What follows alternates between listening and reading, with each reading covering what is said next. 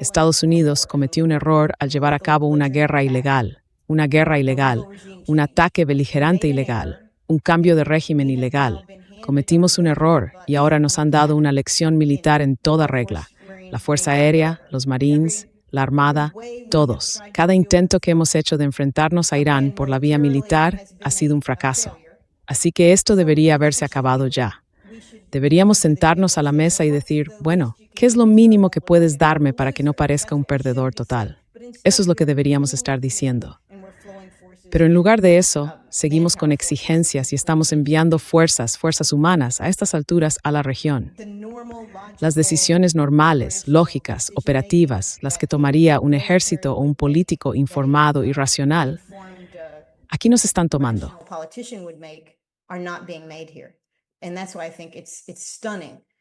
Y por eso creo que es asombroso intentar analizar lo que hace Trump y tratar de explicarlo. Es casi imposible explicarlo en términos lógicos, pero si lo miras desde un punto de vista ideológico, o incluso en términos de chantaje, bueno, ¿de verdad está siendo chantajeado por Israel? Desde luego, es una posibilidad. Hay otro aspecto también, y es algo de lo que casi nunca hablamos. Quiero decir, los estadounidenses de a pie estamos luchando por salir adelante, ¿no? La gente vive de un sueldo al siguiente. Creo que la mayoría no tiene ni $400 en el banco para una emergencia. Eso es lo que dicen las estadísticas sobre cómo vive la mayoría de los estadounidenses. Y no es una buena situación. Trump, bueno, por eso no nos preocupa una deuda de $39 billones. Es como, eso ni siquiera parece real para la mayoría de la gente.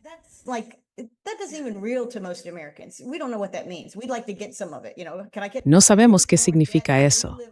Nos gustaría conseguir algo de eso. Ya sabes, puedo tener un poco más de deuda porque vivimos de la deuda. Ahora, Trump ha estado escuchando a Yellen, su actual secretaria del Tesoro, y también ha estado hablando con el anterior secretario del Tesoro. Y ya sabes, van y vienen alternando con el cargo de presidente de Goldman Sachs, ¿verdad? Así que este es el gobierno de la élite que tenemos. Jamie Dimon, que fue secretario del Tesoro, y ambos han estado influyendo en Trump y quejándose de los problemas financieros, no solo con los dólares y los bonos del Tesoro, sino también con cosas como el papel comercial, ya sabes, todo en lo que invierten los estadounidenses.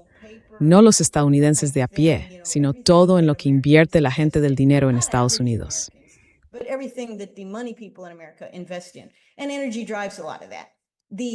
Y la energía impulsa gran parte de todo eso. La idea del petrodólar, del dólar como moneda de reserva dominante, que todavía lo es, aunque en los últimos 20 años eso ha ido disminuyendo.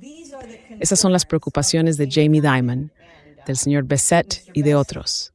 Y están hablando con Trump. Así que le dicen a Trump, tienes que hacer que la energía vuelva a fluir y tenemos que impedir que los iraníes comercien con petróleo y gas o que cobren sus comisiones en yuanes o en criptomonedas, porque eso elude el sistema del dólar estadounidense. Eso elude el sistema SWIFT. Y eso es un problema. Y entonces Trump, siendo el idiota que es, ya sabes, dice, esta es otra razón más por la que tengo que controlar el estrecho de Hormuz para poder asegurarme de ello.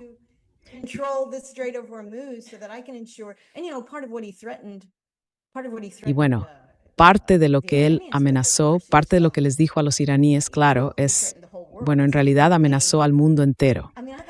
Dijo que si pagas, y esto me pareció muy raro, no solo dijo que no dejarían pasar los barcos a menos que ellos lo autorizaran, básicamente haciendo lo mismo que habían hecho los iraníes, sino que añadió, cualquiera que pague una tasa de tránsito ilegal en criptomonedas, en yuanes o en cualquier otra moneda, iremos a por vosotros en alta mar. Lo dijo así. Detendremos vuestro barco, confiscaremos vuestro petróleo o lo que sea que hayáis comprado. Normalmente es petróleo lo que sale de allí, quizá fertilizantes. Lo tomaremos como botín, supongo, y castigaremos al barco y lo inmovilizaremos.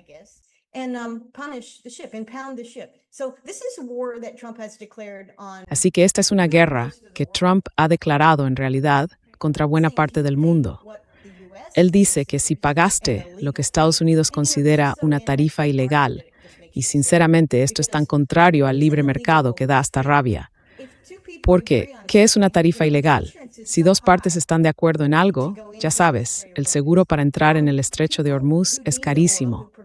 La gente que necesita el petróleo, que prefiere el petróleo bueno, limpio, del Itzasfarismatis y Pustingort y Herignos, o en algunos casos se pacum del Vietnam con Mediandeid, no pidieron balade.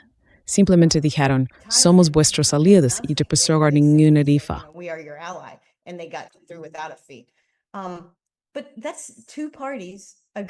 Pero esos son dos partes que acuerdan comerciar bienes que producen. Ahora los saudíes pueden decir, bueno, nosotros producimos el petróleo y no recibimos la tasa de tránsito, pero utilizan un estrecho muy pequeño. Y además, desde Arabia Saudí se ha disparado, ya sea por parte de estadounidenses o de los propios saudíes, y creo que fueron ambos, contra Irán. Así que esto es una situación de guerra. No hay nada ni remotamente anormal en todo eso. Es exactamente cómo van a funcionar las cosas. Son partes que llegan a un acuerdo. Y ahora Trump ha dicho, no podéis hacer nada de eso. Tenéis que hacer lo que yo os diga. Y por cierto, quería elegir al próximo ayatolá. ¿Os acordáis de eso al principio?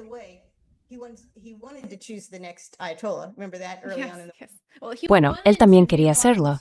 Dijo que se lo habían ofrecido, sí. Exacto. Y ahora quiere, bueno, en realidad en algún momento le gustó la idea, en su mente un poco loca. Le gustó la idea de que los iraníes cobraran un peaje. Dijo, quiero participar en eso. Será un peaje conjunto irano-estadounidense. Y yo pensé, ¿Estados Unidos? Pero si eso está al otro lado del mundo, no tenemos ninguna propiedad allí. No sé qué, en fin, perdón por extenderme tanto, pero es muy confuso y todavía estoy intentando aclararlo en mi cabeza.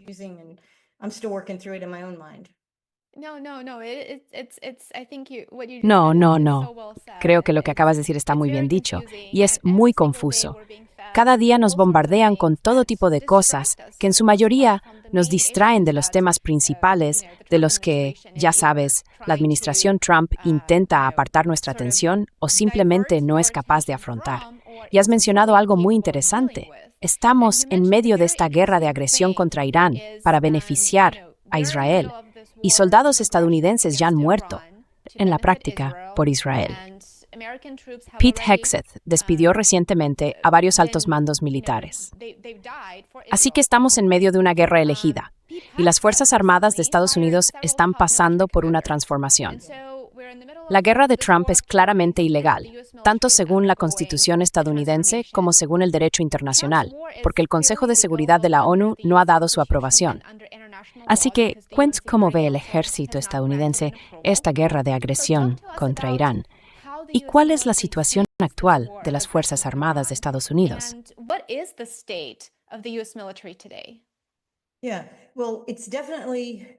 Sí, bueno, está claro que la situación es complicada, y no solo por el rendimiento en esta batalla que Trump ha decidido librar, porque ya sabes, es realmente muy difícil ganar una guerra expedicionaria contra un país preparado, atrincherado, muy inteligente, muy industrializado, con 93 millones de habitantes que están unidos, políticamente unidos. Ese es literalmente el último tipo de guerra que querrías emprender, porque la vas a perder. No podemos mantenerla desde el punto de vista logístico. No tenemos apoyo global. Hay muchísimas razones por las que esto fue una mala idea. Pero Trump lo ha hecho, Trump lo ha elegido.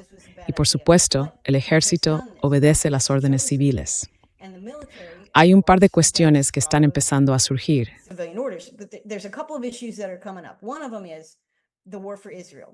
Una de ellas es la guerra por Israel. Fue algo muy importante. Ya sabes, tuvimos a Rubio diciéndonos que hicimos esto porque Israel nos obligó o necesitaba que lo hiciéramos y por eso lo hicimos.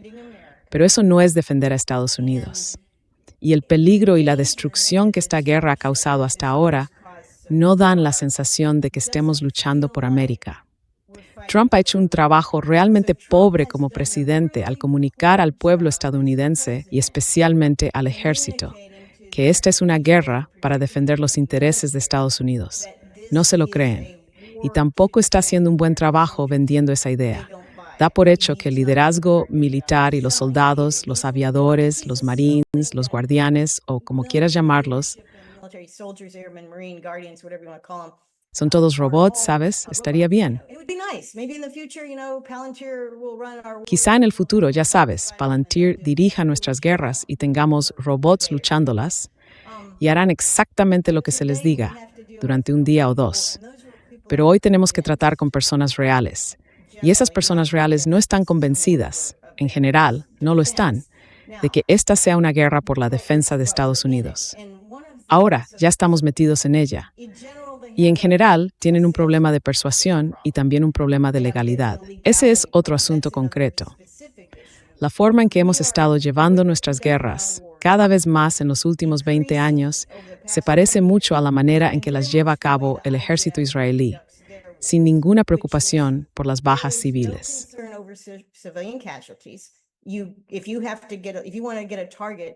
Si quieres alcanzar un objetivo y está dentro de un edificio, derribas el edificio sobre él y sobre las 1000 personas que hay adentro, si es que hay tantas, y no te preocupas por ello.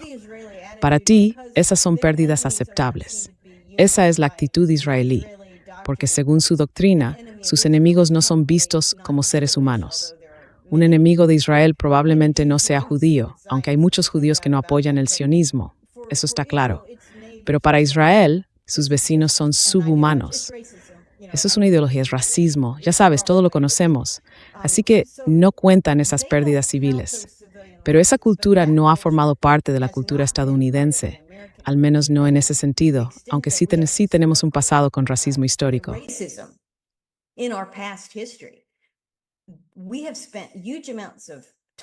Hemos invertido muchísimo tiempo, dinero, energía, movimientos sociales, todo eso, y también leyes, para alejarnos de aquello. Queremos que todas las personas sean iguales. De hecho, incluso nuestros fundadores, con todos sus defectos, dijeron que todos los hombres son creados iguales, ¿verdad? Ellos asumieron esa idea, y los estadounidenses la asumieron también, y así nos lo enseñan. Todos los soldados del ejército entienden lo que significa el Estado de Derecho, porque somos una república constitucional. Entienden la Constitución, no tanto su contenido, sino el hecho de que un simple papel pone límites a la locura de los seres humanos, de hombres y mujeres. También saben que existe el derecho internacional, ya sabes, los juicios de Nuremberg. Mucha gente no lo sabe bien, ni siquiera yo entiendo del todo los juicios de Nuremberg, pero hay una cosa que sí sé.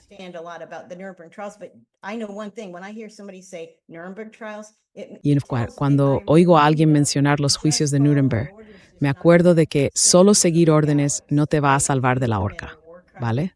Si cometes un crimen de guerra, si haces algo ilegal, si asesinas a civiles, cualquiera de esas cosas ilegales, esas son las preocupaciones que tienen nuestros soldados. ¿Van a obedecer la orden del presidente y cometer crímenes de guerra? ¿Por qué es una guerra ilegal? No ha sido declarada constitucionalmente. No hay ninguna autorización del Congreso. Ni siquiera consultó al Congreso para decidir esta guerra.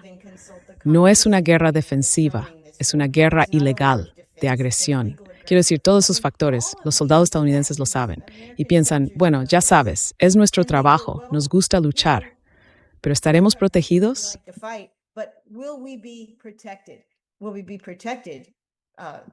¿Estaremos protegidos legalmente al hacer esto?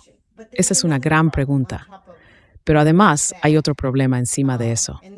Y por eso también creo que estamos viendo a tantos generales ser destituidos. Bueno, primero quiero hablar de los 3 que Hicks ha despedido más recientemente. Se vienen más destituciones, también se han anunciado más jubilaciones, pero en un solo día despidió al jefe del Estado Mayor del Ejército, un combatiente, graduado en West Point, un tipo bastante sólido que pasó mucho tiempo en Oriente Medio. También despidió al responsable de lo que antes era el mando de adiestramiento y doctrina del ejército. Y esos son los que forman a las tropas, a los oficiales y a todos los demás. Son los responsables de su formación, tanto del desarrollo intelectual y del liderazgo, como del entrenamiento práctico, el reclutamiento y todo eso. Así que también despidió a ese tipo.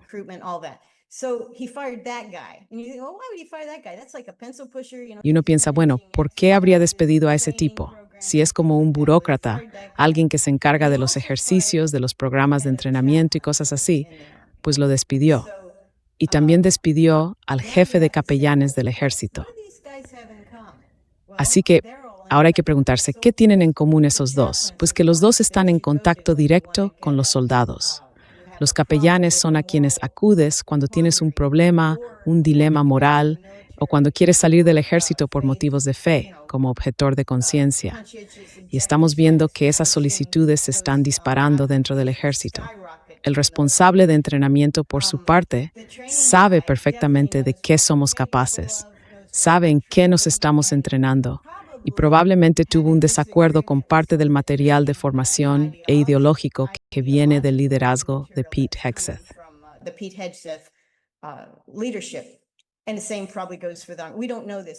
Y probablemente lo mismo ocurra con ellos. No lo sabemos. Pero en fin, fueron despedidos en plena guerra, una guerra que estamos perdiendo. El último tipo que recuerdo que despidió a todos sus oficiales, a los importantes, en medio de una guerra que estaba perdiendo, fue Stalin al principio, justo cuando los alemanes invadieron. Así que de nuevo no es una buena señal. Uno de los grandes problemas, y esto es algo de lo que hablábamos antes, quiero decir, antes del programa, es el nacionalismo cristiano y el sionismo cristiano que se están fomentando y recompensando dentro del ejército. Y te voy a contar muy rápido algo que descubrí este fin de semana, algo que sinceramente no sabía. Y claro, pasé 20 años en el ejército y 4 años y medio en el Pentágono.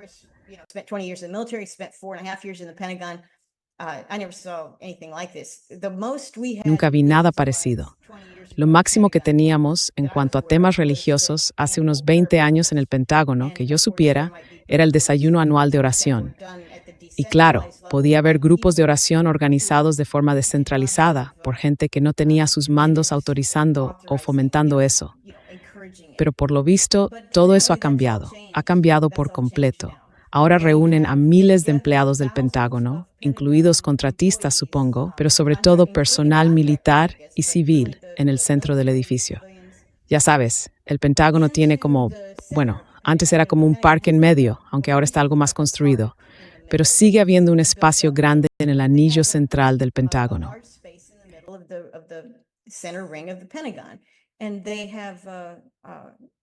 Y tienen reuniones al menos una vez por semana, y a veces más, reuniones de oración que sacan a toda esta gente de sus puestos durante el horario laboral. Allí reciben charlas, sermones y cosas por el estilo. Ahora, uno podría decir, quizás sea algo como los 7 hábitos de la gente altamente efectiva. Recuerdo que antes solíamos tener, ya sabes, conferenciantes que te explicaban cómo hacer mejor tu trabajo, pero no es ese tipo de ponentes los que están trayendo ahora. Están trayendo nacionalistas cristianos e ideólogos cristianos. Están trayendo a gente del tipo que vimos, del tipo que conocemos de la Casa Blanca. Ya sabes, Paula, ¿cómo se llama? La asesora religiosa Paula White, creo. Paula White, ¿vale? Así que están trayendo a gente que habla y predica en la línea de Paula White. Eso es lo que yo llamaría sionismo cristiano, nacionalismo cristiano. Ahora bien, no soy un experto en cómo se subdividen esas corrientes, pero yo no me acercaría ni de lejos a Paula White. Paula White, en la Pascua no ortodoxa del fin de semana pasado, básicamente dio a entender que Trump era como Jesús. Jesús fue perseguido por sus enemigos. Trump es perseguido y siguió insistiendo en eso, lo cual me pareció aberrante. Pero claro, hoy Trump publicó en Truth Social una imagen suya vestido como una figura de Jesús, curando a los enfermos, trayendo libertad a la tierra y todo ese tipo de cosas. Bringing liberty to earth and all that kind of thing. So, I did not take it seriously for a long time. Sabes, durante mucho tiempo no me lo tomé en serio. Pensaba, la religión es algo aparte. Supongo que creía, como dice la Constitución, que tenemos libertad de religión y que el Estado no puede establecer una religión oficial. Eso es lo que dice la primera enmienda. Lo hicimos así a propósito, porque habíamos aprendido la lección. No queríamos una iglesia de Inglaterra que era tanto un instrumento político como religioso, vinculada al rey y todo eso. En fin, ya tenemos separación entre iglesia y Estado en casi todas partes. Pero no la tenemos en el Pentágono. Y cuando digo el Pentágono me refiero a las 35,000 personas que trabajan allí. 6,000, 35,000 people that work there. But I'm also talking about every single military installation. Pero también estoy hablando de todas y cada una de las instalaciones militares. Porque al parecer, en esas reuniones religiosas que no son obligatorias, se toma nota de quién asiste y quién no, y también de cuál fue su excusa para no ir. Así que si no fuiste porque estabas enfermo y no trabajaste ese día, es distinto a si estabas en tu oficina y decidiste no ir. Ahora bien, el sionismo cristiano, el nacionalismo cristiano, este tipo de religión evangélica que es una rama del protestantismo, obviamente no hablamos de todas las religiones. Y los protestantes, ¿cuántas denominaciones diferentes tienen? Muchas, ¿verdad? How many different Protestant religions do we have? Many, right? At least 200 different variants. Al menos 200 variantes diferentes. Esta variante, este subconjunto de ideología cristiana radical, se está imponiendo no solo a otros protestantes y católicos, ¿vale? Se está imponiendo a los musulmanes, se está imponiendo a los judíos, a nuestros soldados y miembros del servicio que son judíos. Se está imponiendo a los ateos, a todos los que tenemos, a los agnósticos. ¿Y cuánta gente nos lamentamos de que la gente ya no vaya a la iglesia? Bueno, si nós este país se considera encuesta espiritual. Entonces, ¿qué soy yo? ¿Agnóstico? Pero creo en Dios, aunque no voy a la iglesia, lo que sea. Is it agnostic, but I believe in God, but I don't go to church, whatever. All those people, there's lots of them in the military. They're all being Toda esa gente, y hay muchísima en el ejército, está siendo canalizada hacia este paraguas ideológico. Ahora bien, eso estaría bien si de verdad se basara en las enseñanzas de Jesús, pero claro, no es así.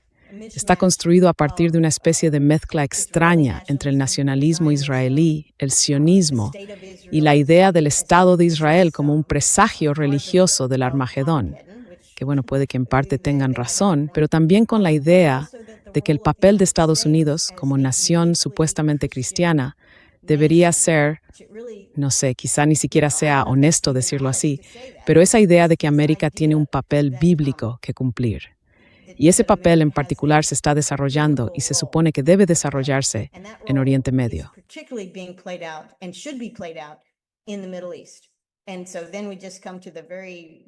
Y entonces llegamos al muy mal entendido, pero muy conocido, libro del Apocalipsis, ¿vale? Donde se habla de ríos de sangre y todo eso y de que pasarán muchas cosas. Y luego supongo que Jesús volverá.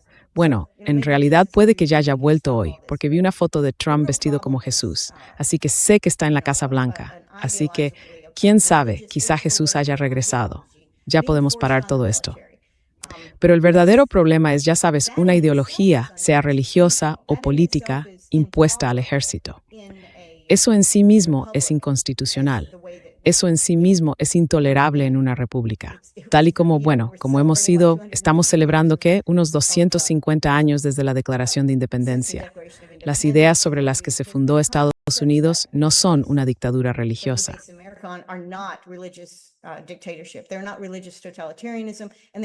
No se trata de un totalitarismo religioso, ni de guerras religiosas. Nosotros no libramos guerras religiosas. De hecho, claro que hemos usado la religión para justificar nuestras guerras. Recuerda cuando tomamos el Imperio Español. Era para llevar a Dios y, bueno, a Dios y al oro, lo que fuera. En Filipinas, por ejemplo, era para llevarles a Dios y quedarnos con los recursos. Y todo eso se veía bien. Convertíamos a la gente. Y eran católicos, ya eran cristianos, pero no seguían esa ética protestante.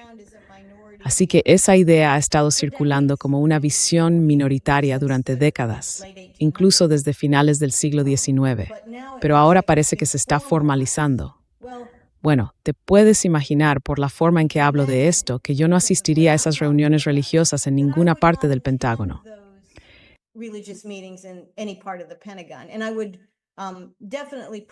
Y yo, desde luego, me opondría si me ordenaran hacerlo, ¿vale? Mucha gente piensa igual. Y yo soy mayor. Hay personas más jóvenes que no van a la iglesia o que tienen una visión muy cínica de algunas de esas ideas religiosas y se les está obligando a hacer esto. Y eso no es lo que aceptaron al entrar. Es ilegal.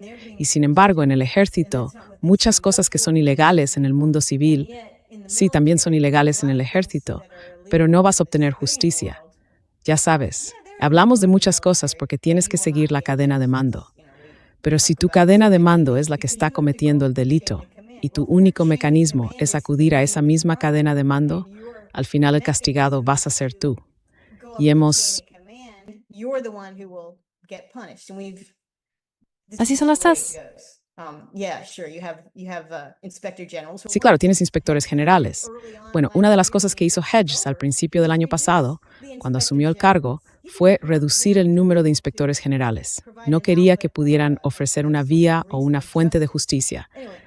En fin, grandes problemas. No son soldados contentos. No podrían serlo. Y creo que están confundidos. Y Trump está aprovechando eso y está utilizando, creo que está supervisando, como dijo Hedges, una especie de, no una purificación del ejército, pero sí una especie de seria adoctrinación dentro de las Fuerzas Armadas, donde la gente que no está de acuerdo está siendo apartada. Lo vemos en los niveles más altos, pero también en todos los niveles del ejército.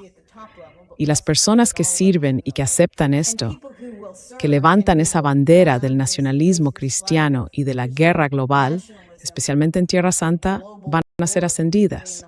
¿Y qué significa eso?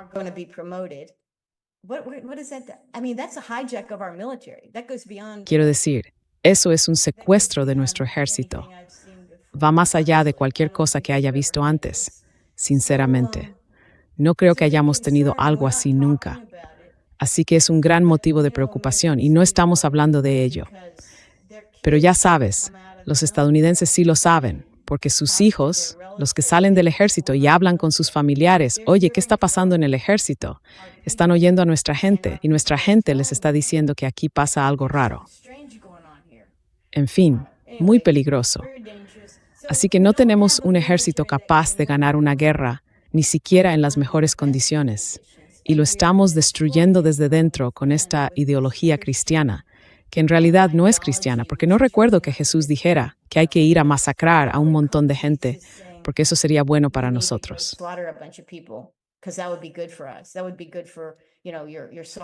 Eso sería bueno para, ya sabes, el alma. Pero él nunca dijo eso, así que es un gran problema. En fin, espero que la gente investigue este asunto porque, la verdad, yo no estaba tan al tanto de lo que está pasando, pero este fin de semana tuvimos una reunión informativa con un tipo que se dedica precisamente a este tema, de la Organización por la Libertad Religiosa en el Ejército, y sus teléfonos no paran de sonar con todo tipo de historias como estas. Y esto nunca había pasado antes, porque la organización lleva 30 años funcionando, pero de repente estamos viendo esto. Así que es otra crisis más creada por Donald Trump. Lo haya hecho a propósito o por ignorancia, él ha provocado esta situación.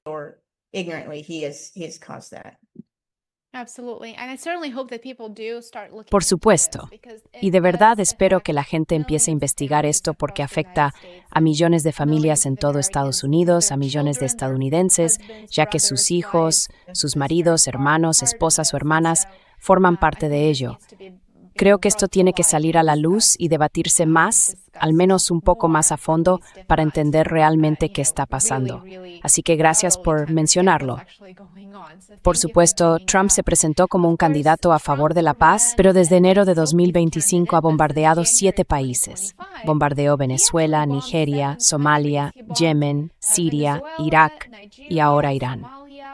Ahora está pidiendo un presupuesto histórico de $1,5 billones para el Pentágono. El Pentágono funciona como un agujero negro, porque nunca ha superado una auditoría, como comentabas. Y ahora, en la práctica, está pidiendo recortar el gasto en ciertos programas sociales y darle al Pentágono un aumento del 50% en su presupuesto.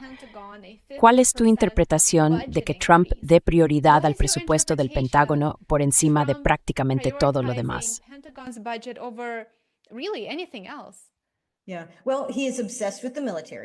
Sí, bueno, está obsesionado con el ejército, eso está claro. Es su herramienta preferida como presidente, sobre todo en este segundo mandato. Y se ha creído mucha propaganda sobre lo poderosa y temible que es nuestra fuerza militar. Y sí, es temible. Pero en el mundo actual no creo que siga siendo la número 1. Y tampoco creo que la de Israel haya sido nunca la número 1 en su región, aunque digamos, oh, Israel tiene la mejor. Son los primeros en capacidad para proyectar poder aéreo y bombardear. Y esa también es nuestra especialidad, proyectar poder aéreo y bombardear. Pero tenemos un problema. Israel también lo sufre, aunque en menor medida. Y es que realmente no somos capaces de producir a gran escala el tipo de armamento que consumimos cuando emprendemos una guerra expedicionaria, como la que hemos hecho con Irán.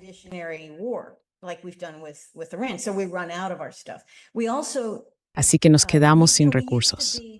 Además, antes, ya sabes, al final de la Segunda Guerra Mundial y también durante la guerra, teníamos una capacidad logística increíble. Teníamos barcos que podían llevar bienes y servicios a cualquier parte, y también armas, y podíamos producir. Aumentamos nuestra producción y fuimos, en términos de líneas de suministro logísticas, los salvadores de Europa. Creo que eso es bastante justo decirlo. Y claro, al terminar la guerra, nos quedamos con toda esa capacidad que, en lugar de reducir, intentamos mantener con ese complejo militar industrial con el que seguimos viviendo hoy. Pero nuestro ejército en realidad no puede hacerlo. No tenemos la profundidad, ni la logística, ni nada para hacerlo. Pero Trump no entiende esto, o no lo sabe, y nadie se lo está diciendo.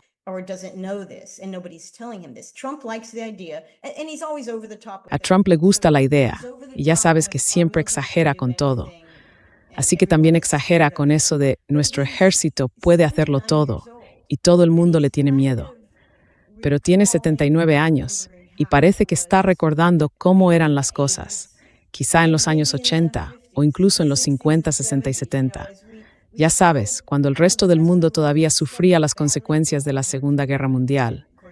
Y claro, con la liberación de las colonias, muchos países, grandes y pequeños, estaban intentando encontrar sus propias capacidades de defensa, lo que necesitaban, su capacidad industrial. Todos estaban desarrollándola, pero de eso hace ya mucho tiempo. Sin embargo, la mente de Trump parece anclada en el pasado, y el mundo ya no es el mismo. Solo hay que mirar la capacidad que tiene China hoy para fabricar aviones de combate tan buenos como los nuestros.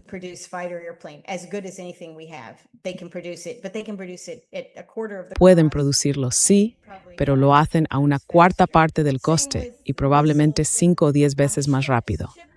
Lo mismo pasa con los misiles y los barcos, con la construcción naval. Nosotros ya ni siquiera construimos barcos. Esa era nuestra fortaleza logística en los años 50 y 60. Ya no construimos barcos, y los pocos que hacemos no funcionan muy bien, como vimos con el buque militar Gerald Ford. Pero tampoco somos capaces de construir barcos civiles a tiempo, ni de forma rentable. Así que miramos hacia Asia para construir nuestros barcos, e incluso hacia Rusia. No tenemos rompehielos. No sabemos cómo construir rompehielos. Rusia ha fabricado montones de ellos. ¿Y por qué debería importarnos eso? Pues porque el comercio global a través del Ártico es realmente importante. Y los únicos que tienen barcos capaces de romper el hielo de forma eficiente y asequible son los rusos.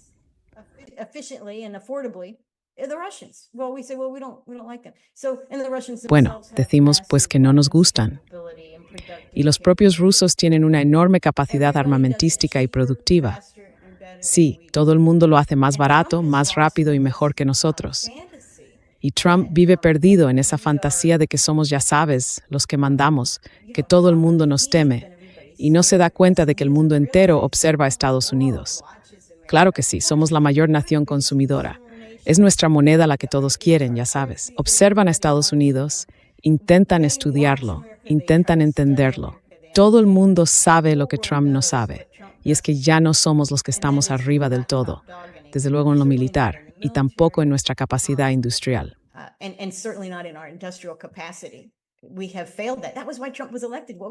Hemos fallado en eso. Por eso fue elegido Trump. ¿Qué iba a hacer? Iba a reindustrializar Estados Unidos, traer todos los empleos de vuelta y, ya sabes, hacer todas esas cosas buenas.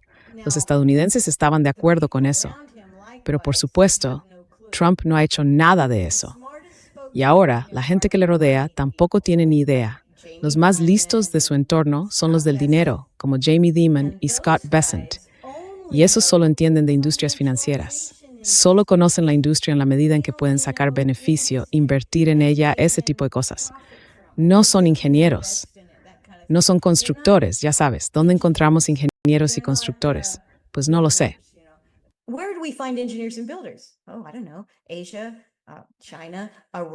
Asia, China, Irán, Rusia, en fin, el país que quieras.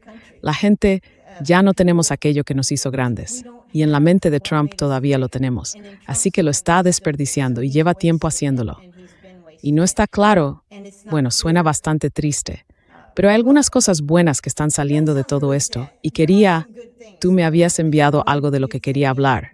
Nuestras bases en Oriente Medio, ¿verdad? Nuestras bases en Arabia Saudí, Bahrein, Qatar, todos esos lugares, los Emiratos Árabes Unidos. Creo que no vamos a volver a esas bases. Han quedado inhabitables.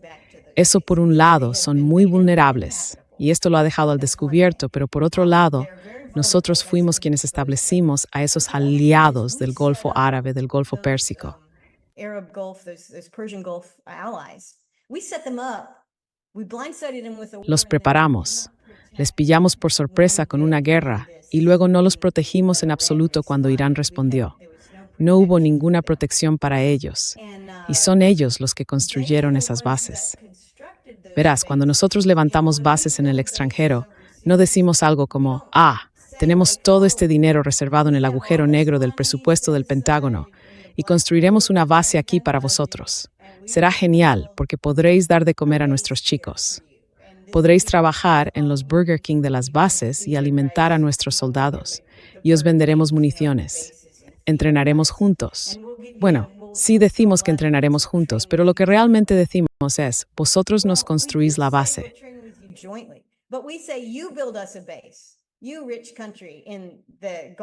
Vosotros, países ricos del Golfo, construís una base para nosotros, ofrecéis todos esos incentivos, compráis todos esos aviones, y entonces nosotros vamos allí, trabajamos con vosotros y os ayudamos. Pues bien, esas bases se han vuelto inhabitables o directamente destruidas en algunos casos. Hemos retirado en gran parte nuestras fuerzas de esas bases. Cuando llegue el momento y esta guerra termine, si termina porque Trump declara que se ha acabado, y la detenemos y decimos, vale, vamos a empezar de nuevo. ¿Cómo lo hacemos? Esos países árabes no van a caer otra vez en las mismas mentiras. Eso de os construiremos otra base, venid. No lo van a hacer. Se están dando cuenta de que América, los Estados Unidos, es un aliado muy poco fiable y además un aliado cruel, dirigido por un hombre que está fuera de control.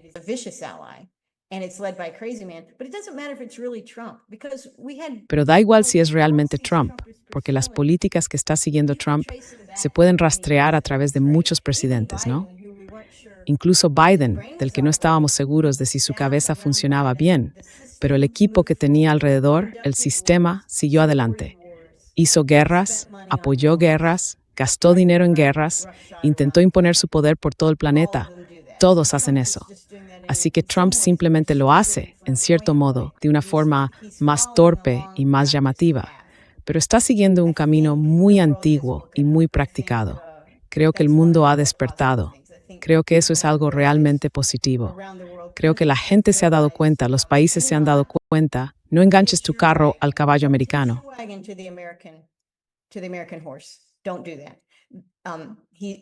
No hagas eso. Ese caballo no vale nada. Hay mucho riesgo y probablemente saldrás perdiendo. Ellos lo saben. Así que ahora dicen, bueno, ¿quiénes son nuestros nuevos amigos? Pues cualquiera que quiera ser mi amigo y sea más honesto que los estadounidenses. Rusia, China, incluso países asiáticos. Y esto lo estamos viendo también en Europa, ¿verdad? Los europeos dicen, bueno, nos gusta Estados Unidos y necesitamos su dinero y su inversión. Pero en realidad, ya sabes, no se puede confiar en ellos. No se puede confiar en ellos. Dicen una cosa y luego siempre tienes que hacerles la pelota. Trump insiste en eso, ya lo sabes. ¿Viste lo que pasó hace un par de semanas cuando Trump dijo que el jefe de Arabia Saudí? Sí. Le insultó, ¿verdad? Le insultó de una forma tan desagradable y tan pública que, vamos, eso no se puede deshacer. No hay manera.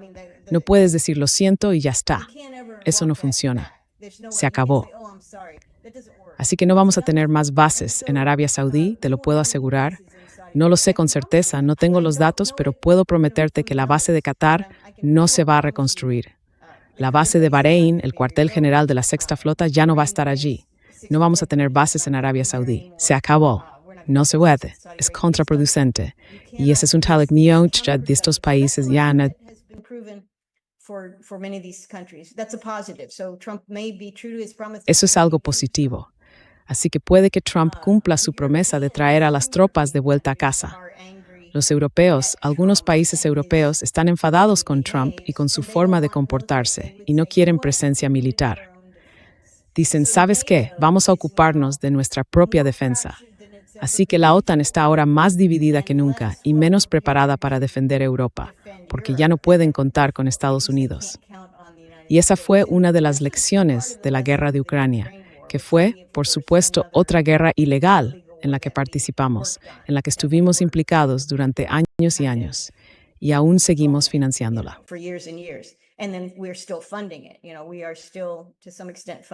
Sabes, todavía estamos, en cierta medida, financiando la guerra en Ucrania y armando a esa gente. Así que parece que nos gusta la guerra. Pero esa guerra no ayuda realmente ni a Ucrania ni a Europa. Creo que la mayoría de los europeos se sienten menos seguros, tanto económica como militarmente, después de 4 años de guerra con Rusia, que al principio. Así que cuando las cosas se ponen difíciles, hay que buscar a quién culpar, y no se van a culpar a sí mismos. Van a culpar a Washington, como deberían. Y eso está bien. Así que estamos viendo una especie de fragmentación entre nuestros aliados. Y Trump también se dio cuenta de eso. Ya sabes, dijo hace unas 3 semanas. ¿Qué fue lo que dijo? Ah, sí, necesitáis venir a ayudarme en mi guerra ilegal con Irán.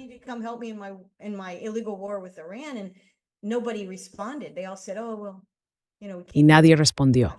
Todos dijeron algo como, bueno, ya sabes, no podemos hacerlo. Eso le molestó mucho. No entendía en absoluto la lógica detrás de esa decisión. Ya sabes, dicen que juega al ajedrez en 5 dimensiones o algo así. No, no es el caso. Básicamente es como un niño pequeño intelectual en la Casa Blanca. Y lo peor de todo, aparte de toda la gente que ha matado, asesinado o mandado eliminar, es que tiene el control del botón nuclear. Y como es tan impredecible y tan poco informado sobre casi todo, preocupa mucho que algo así pudiera ocurrir. Y claro, Israel no tendría esa preocupación, porque por desgracia son una sociedad que se mueve mucho por la ira.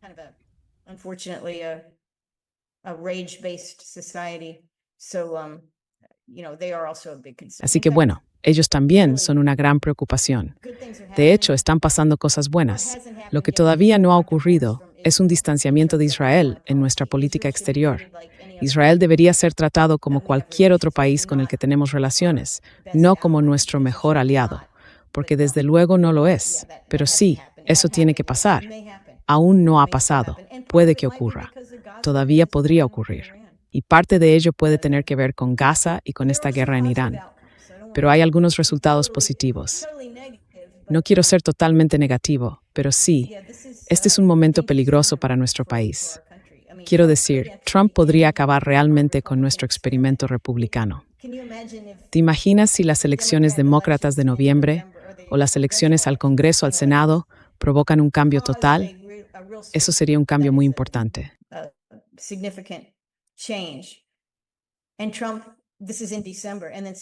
Y Trump, esto es en diciembre y luego, en algún momento antes de que tomen posesión, el 6, 7 u 8 de enero, cuando sea que lleguen a Washington, decide declarar la ley marcial.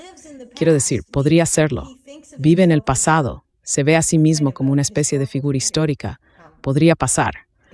Así que creo que todos tenemos que, aunque sea difícil, prestar atención a lo que está ocurriendo, intentar mantenernos informados, no entrar en pánico. Eso es importante, porque si absorbemos demasiada información de este tipo, puede dar miedo. Pero hay que estar preparados. Preparados para cosas que a estas alturas ni siquiera hemos empezado a imaginar en cuanto al futuro político de este país. Creo que ahí es donde estamos. Creo que estamos en el umbral de algo muy distinto a lo que hemos visto hasta ahora.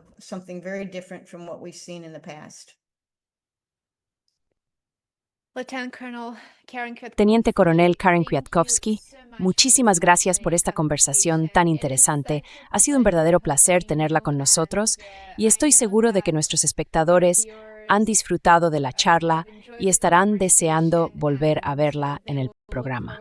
Muchas gracias por su tiempo hoy. Por supuesto.